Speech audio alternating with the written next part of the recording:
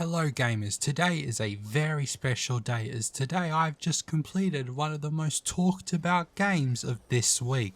That being Mindseye, a game that has been basically decimated since its release. For, let's be honest, probably good reasons, unless you listen to that one guy at the game dev studio who's saying that it's pretty clear that the game is being review bombed, and who also highly implies that it is Rockstar review bombing that game.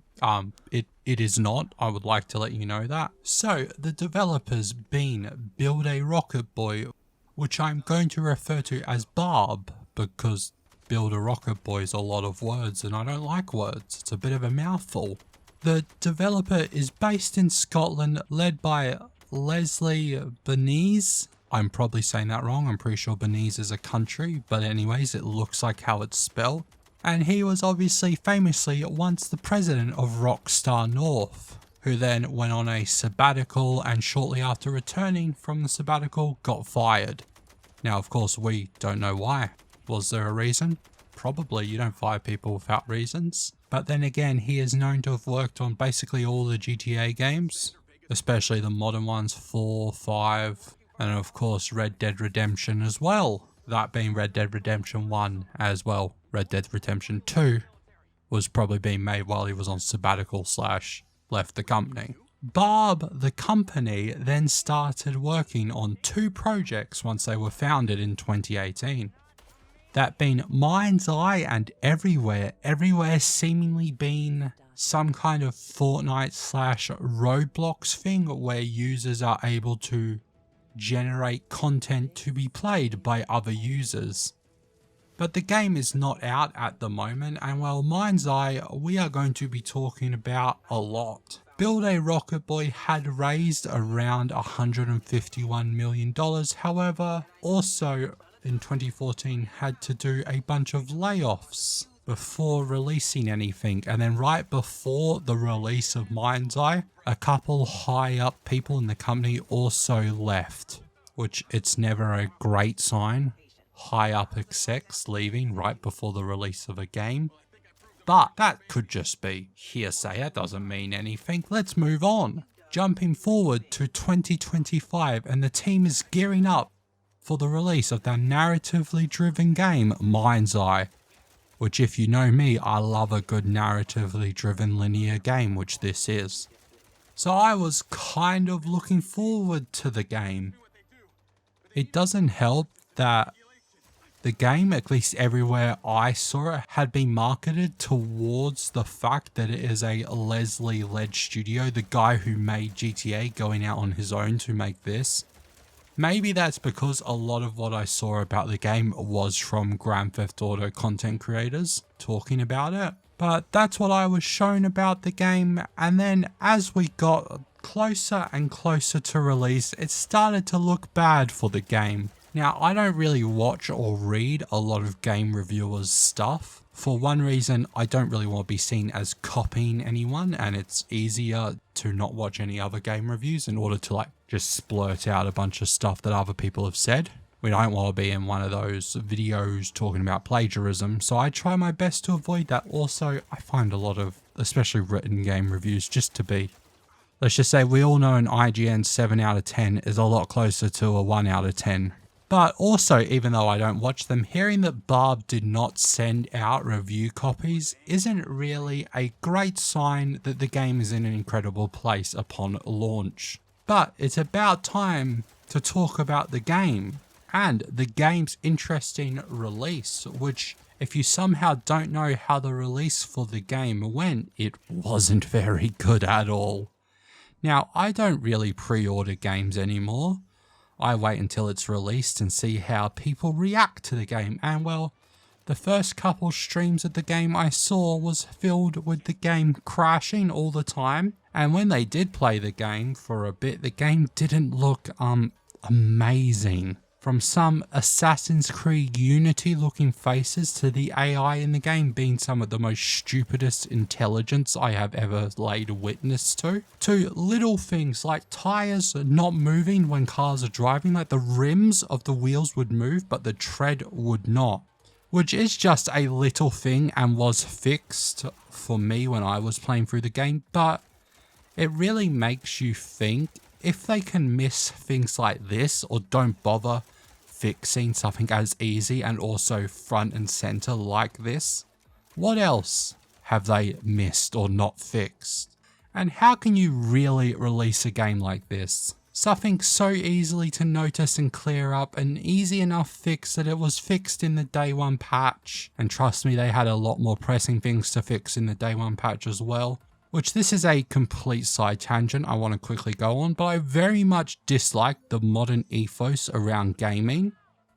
That being push out the game right away and fix it with patches. It's why I think some older games are slightly better, especially upon release, as you did not have the ability to push out updates. The game had to work upon release. And now these days, well, you can release a game that barely works, but that's okay. It's released and you can use the money that you make from the release of the game to fix the game. But I don't know. I don't know if I like that. I guess it allows them to do more ambitious games, but this game was not ambitious. And you just raised $151 million and laid off a bunch of people.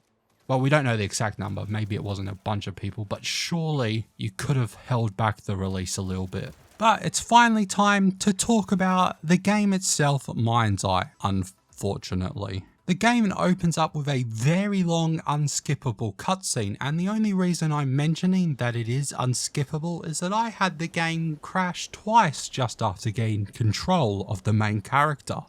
And well, the cutscene is around 10 minutes long, it plays as soon as you open the game and you cannot skip it, so I had to watch it 3 times. Which, well, if you do your math, that's half an hour, and that's like a lot of time to not actually be able to play a game. But that cutscene shows the main character Jacob Diaz and his army squad searching for some kind of underground power source. Jacob sending out a drone which he controls via his Mindseye roll credits, which is some kind of chip in the back of his head. You know, kind of like how Adam, Bree and Trace from Lab Rats had chips in their heads, but that was a kid's show and was somehow written better than this. But anyways, after entering the underground chamber, the drone finds an odd glowing symbol which seems to affect both Jacob and the drone, sending them haywire. But Jacob does not remember any of this, as the game skips forward 3 years when Jacob is moving to the incredible Red Rock City. Which is one of the only positive things I have to say about this game, is that the city looks amazing. Now, some of that is due to the game being made in Unreal Engine 5, and it's hard to make stuff look bad in Unreal Engine 5. But also the world's map, I feel, is well designed. Red Rock being a take on Las Vegas, with noticeable landmarks like the MGM Grand and that massive ugly spear thing. One thing I surprisingly liked was the traffic and on how cars would be constantly backed up on the main roads of the city. The only thing I will say is that I only ever seem to see a large amount of traffic stopped at a red light and never driving up to the lights. They were already there and stopped. But why has Jacob moved to the city of Red Rock? Well, that is because his high school friend Seb lives there and works for the Silver Corp. And Jacob also got a job thanks to Seb working for Silver. Silver Corp basically being this world's Tesla, led by one Marco Silva, who is basically this world's Elon Musk. But we will talk a little more in depth on characters soon. But also it's important to mention the comparison to Silver Corp and Tesla isn't quite there. So obviously Silver Corp basically takes everything Elon Musk does with Tesla and SpaceX and all the other weird things he does and puts it into one company. But that's not really important.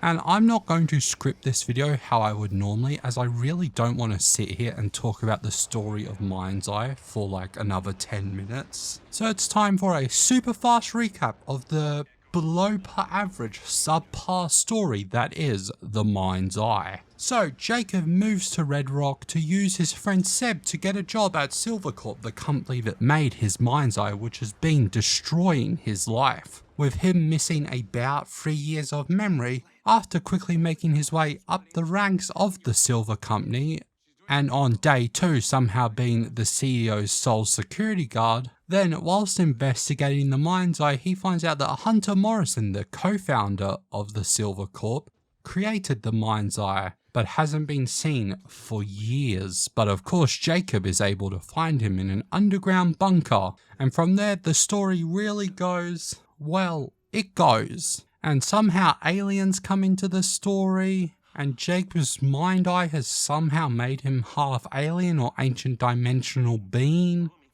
and something like that. As the third half of the game has Morrison open some kind of portal / communicational sphere, which he sends a message to the alien / magical beings. The army then using this to put the city into martial law. As the game is coming to an end, it turns out there just so happens to be one of those underground power things that infected Jacob's Mindseye. So Jacob and Rigby, the head of the Silver Security branch, go into an underground cigarette, and of course the game spends a lot of time flexing that it knows the difference between a cigarette and a pyramid, which has a tunnel which they fight their way through, and the tunnel ends up in a military base, which I guess is this game's Area 51, where they come face to face with the general who sent Jacob and his team to the original site, and he had also taken some kind of orb from the cigarette and is using it to power a robot army. But Rigby shoots the general, killing him. Special delivery for Diaz. All the way from Scotland. You're no kin.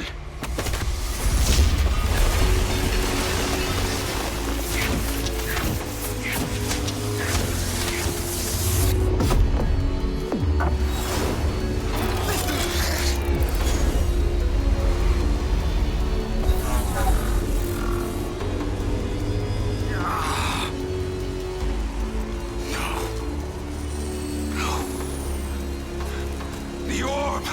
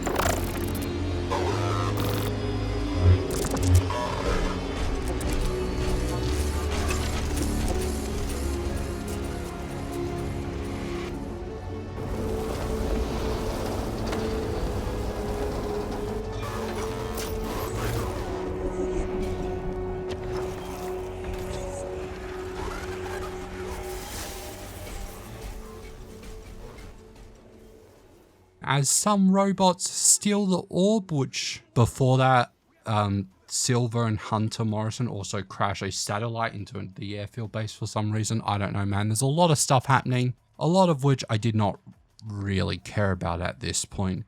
But the robots steal the orb, and after a drive and fighting of more robots, a robot opens a portal with the orb.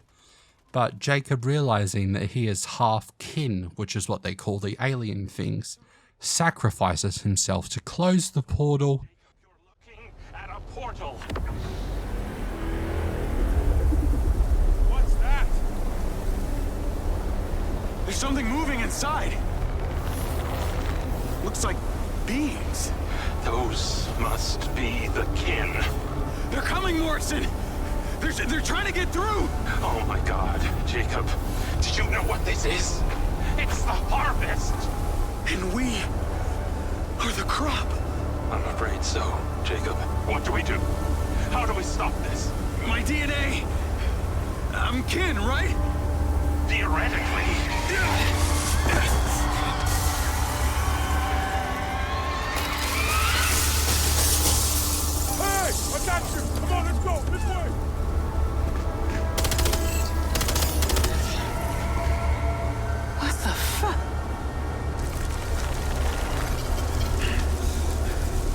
see it now.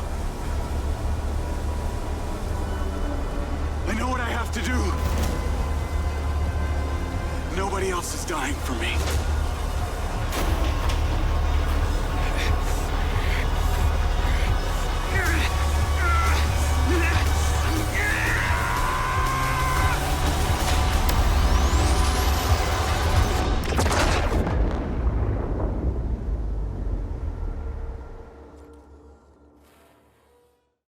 And saving the city or the state or the country or the earth, it's very unclear on the actual stakes. Like, we don't really know if these aliens are bad or they're just, I don't know. We don't know if they're aliens. We don't know what's going on. How can these orbs, which have been on Earth the whole time, open a magical portal? I don't know.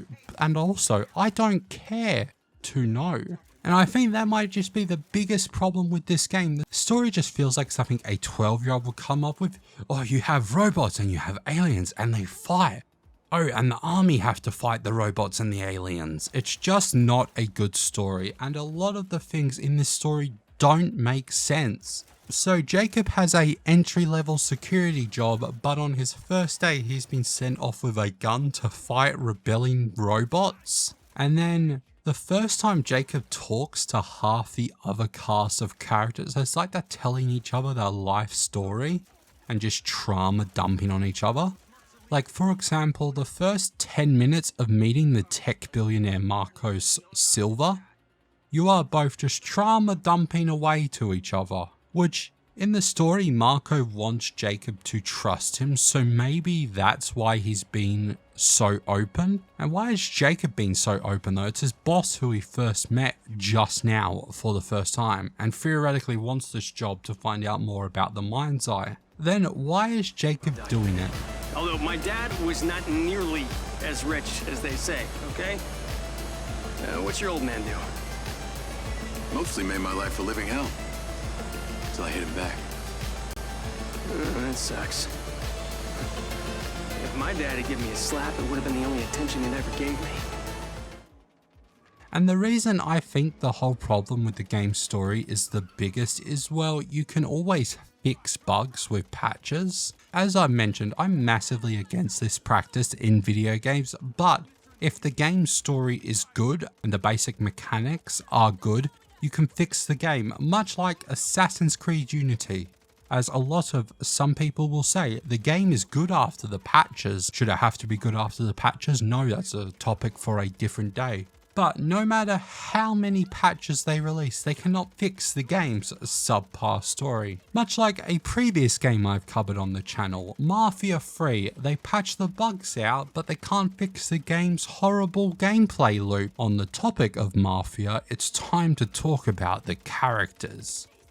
Starting off with Jacob Diaz, the main character, and the reason why I mentioned Mafia 3 as the first thought I had is this guy looks like a smaller Hispanic Lincoln Clay, which it turns out that they are voiced by the same guy, so that's cool. I kind of feel bad for the voice actor as this is two not great projects he's been in. Apart from that, what else is there to say about Jacob? Well, he is the character we know the best, but I don't know if that's a good thing. Also, this game has a pretty bad case of ludonarrative dissidence. Unless you are in the silver factory, then the game fails you for killing too many civilians. Anywhere else, it's okay though. Like, you can stand on the street killing millions of people and the cop robots don't care.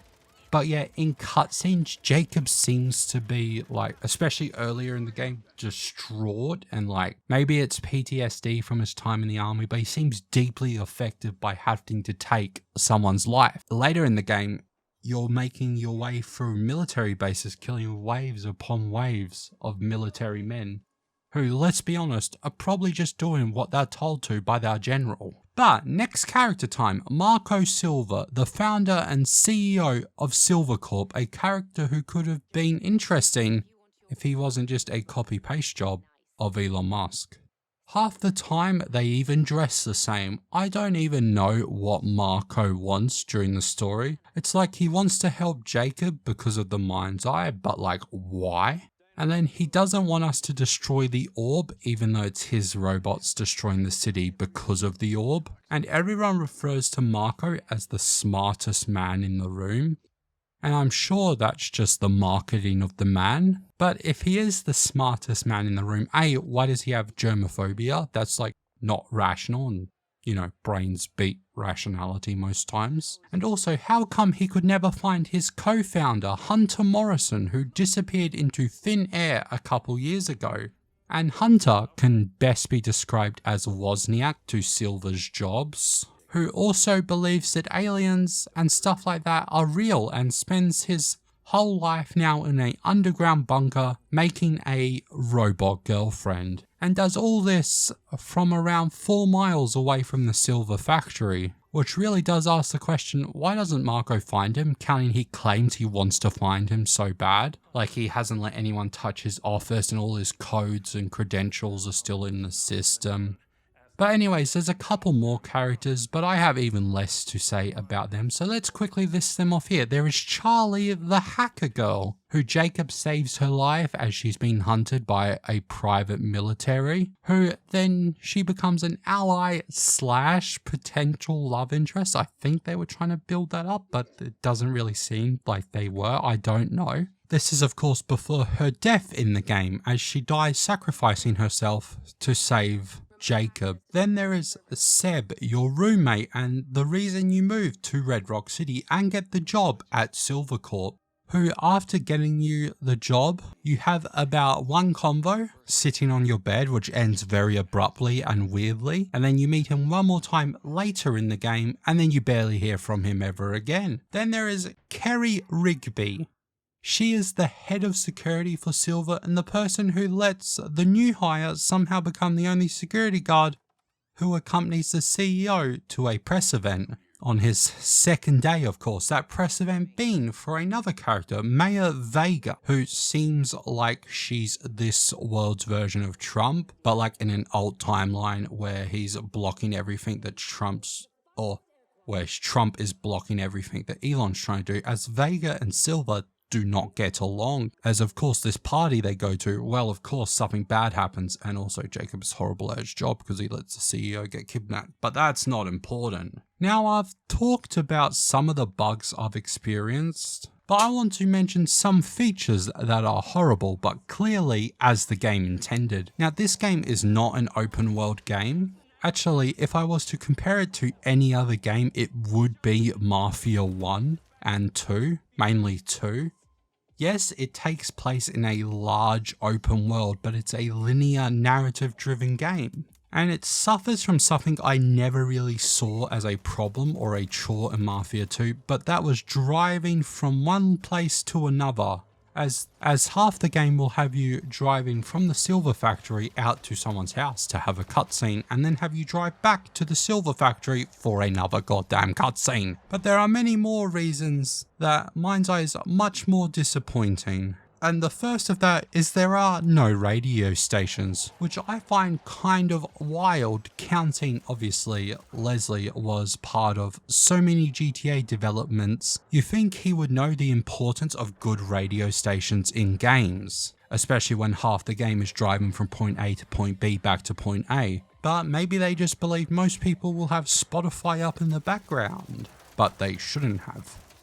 As I think video game soundtracks are also a great way to find new music. Like, would I listen to Night Moves by Bob Seger as much as I do if it wasn't for GTA 5? Probably not. Something that is not so easily fixed as well is you cannot get out of your car. Well, I mean, you clearly can, but some missions will lock you into the car, making you unable to get out no matter what, which also removes your ability to borrow cars from the street. Even when you can remove yourself from your vehicle and walk the streets, you cannot commit Grand Theft Auto in this game. But you can of course mindlessly gun down people for all the world to see.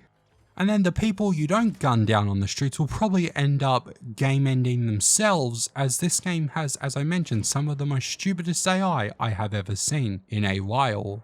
For starters, in combat, half the time they seem both blind and deaf, but even outside of combat, they are just not all there. Like, you will be driving through the city and just hear explosion after explosion of cars crashing into walls or other cars and blowing themselves up. It even happens to you. There's a mission where Jacob is tailing someone in a car, but you, the player, have control of a drone and the AI is driving the car for Jacob. And at every stoplight, Jacob will rear end the person you are tailing, just smash right into their bumper. But if you get your drone a little close to that car, you'll be spotted. It's just like, come on, man. Did no one play this game before releasing it? Because it really seems like it sometimes. However, to once again mention a good thing about the game, and that is of course the driving. Obviously not the AI, as they are horrible at driving, but the car controls are very well for the genre. I never found myself disliking the driving in the game, apart from maybe the fact that I was just going to the same 3 places over and over again. And I think the fact that half the game is driving, it's good that the driving mechanics are good. The cars handle about how you would expect them to, the small variety of cars you can actually drive during the game. The cars are maybe a little bit slower than I would have liked overall, but a good driving experience. But you can't end a video on Mindseye talking about a good thing, as there are so many undercooked or bad things. But if I talk about all of them, well, I'd be here a lot longer than I want to spend on a video about Mindseye. There's a fair amount I could say about the story and how I slightly enjoyed the first couple hours of it, but then it just crashed into the ocean. But the final topic I want to cover is another way that this game limits you massively. Not being able to get out your car is a pretty bad limitation. But maybe that would be okay if you could customize your car, or the way you dress, or your guns, or absolutely anything. But there is absolutely zero customization in the game. You cannot upgrade or repaint cars. You cannot get yourself a haircut or a beard trimming. You cannot change your clothes at all. You are stuck in the same outfit for the whole game, which is a grey shirt and some cargo pants, and a vest which gets upgraded halfway through the game. And I feel this isn't really me just unfairly comparing GTA to Mindseye, at least for this part of the video, as a lot of games, most games, almost all games in this genre, even the narrative driven games, let you change up your character's outfit or paint a car or do something. And now I may have lied, as there's one more thing that I've been reminded of that I quickly want to cover, and that is the guns of Mindseye. They feel so bleh. I heard some people saying this game makes the Saints Row reboot shooting look palatable, and I could not agree more. For a futuristic game, there are only 2 special guns, a laser gun and a gun that uses the underground magical power source as some kind of grenade launcher, but they all sound just bad. And they feel sluggish to use. It doesn't help that this is a third-person shooter that doesn't let you change what shoulder you're looking over. And when it comes to human combatants, any weapon, apart from the default pistol, which has unlimited ammo, is useless, as everyone is a one-shot headshot. It may be a strange stance I have in video games, but I feel single-player games shouldn't really have one-shot kills.